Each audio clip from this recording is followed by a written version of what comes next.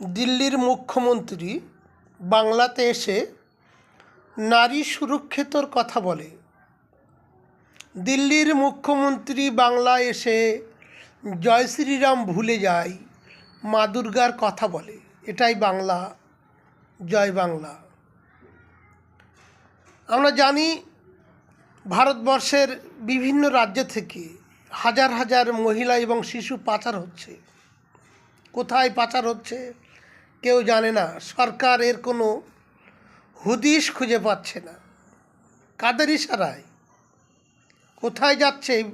এরা কি বিদেশে পালিয়ে যাচ্ছে? না, এদেরকে বিদেশে পাচার করা হচ্ছে। দিল্লি থেকে কয়েক মাসের মধ্যে বহু মহিলা এবং শিশু পাচার হয়েছে। আইন শৃঙ্খলার কি অবনতি ঘটছে! যেভাবে দেশের মধ্যে সাম্প্রদায়িক হানাহানি দাঙ্গা লাগাতার বেড়ে চলেছে।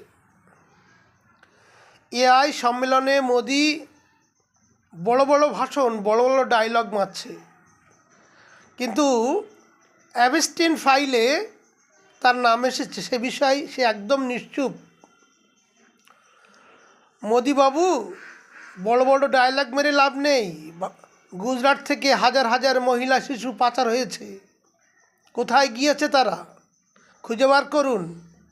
দেশ আপনার কাছে জানতে চাই, কেন তাদেরকে খুঁজে বার করা হচ্ছে না?